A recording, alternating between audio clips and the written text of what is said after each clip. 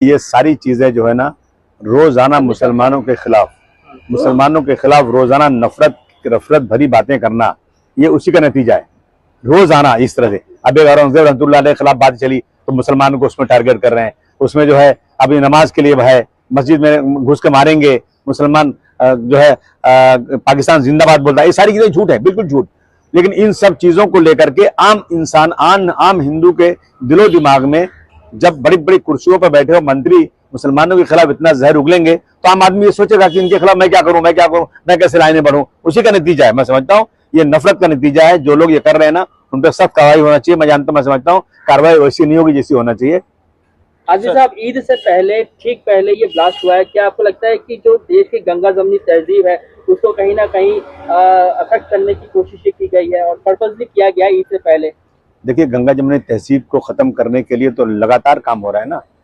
जब मैं घर के टेरिस पर, जो मेरे बाप की जमीन है, जो मैंने बनाया है, मेरा घर है अपना, उस पर मैं नमाज नहीं पढ़ सकता, ये कौन सा कानून है? लगता है कि डिक्टेटरशिप आ गई है, लगता है वो जमाना फिर आ गया जब राजाओं महाराजाओं का जमाना था। वो जो बोलते थे वो कानून बनता था। लेकिन वो याद रखिए कि इनको हमने वोट देकर बनाया है, हम इनके रियाया नहीं, प्रजा नहीं है।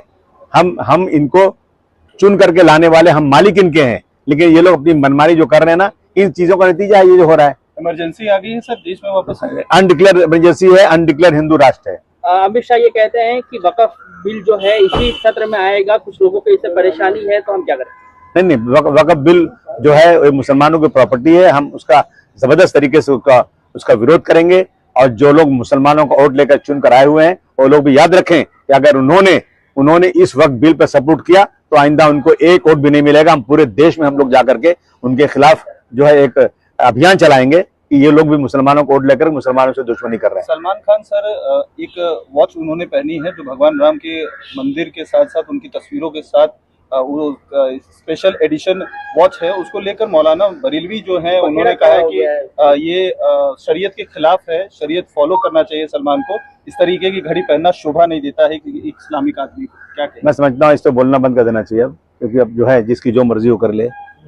कोई मंदिर में जाकर पूजा भी कर रहा है, कोई मुसलमान होकर के हिंदू लड़की से शादी करके उसको हिंदू ही रख रहा है, शरीयत के खिलाफ है लेकिन कर रहा है। आज़ाद देश में सब आज़ाद हैं, हमें कुछ बोलने की जरूरत नहीं है। सलमान खान जो चाहे पहने, जो करें। वो तो हमेशा गणपति की पूजा करते हैं, गणपति बिठाते हैं और गणपति मुसलमानों को मना है। देखिए, ऐसा नहीं कि हम उसके खिलाफ है, लेकिन मजहब कुछ सिखाता है ना, उन चीजों को मना है। मूर्ति पूजा करना मना है इस्लाम में। अब वो कर रहे हैं तो उनको मुबारक हो, करें वो जो चाहे करें। कल ईद होगी, कोई पैगाम देना चाहेंगे? नहीं, मैं इस ईद के मौके पर तमाम मुसलमानों से निवेदन करना चाहता हूँ कि ईद वो त्योहार है जिससे हमारा बहुत झगड़ा रहता है, जिससे बातचीत नहीं होती। उस दिन भी हम इस ईद में उसके घर जाकर सेवैयां खाते हैं, गले मिलते हैं। हम पूरी कोशिश करेंगे कि नफरत जो लोग भर रहे हैं ना उनके पास हम जाएंगे, मोहब्बत से मिलेंगे, गले मिलेंगे। ये डर के नहीं, ऐसा नहीं किसी को लगना कि हम डर गए हैं। डरना तो कुछ नहीं है, डरना तो सिर्फ अल्लाह से है। लेकिन इस देश में भाईचारगी का पैगाम जो पुराना है उसको लेकर हमको जाना चाहिए। और हम तमाम आलम इस्लाम के लोगों को ईद की बहुत बहुत बधाई देते हैं।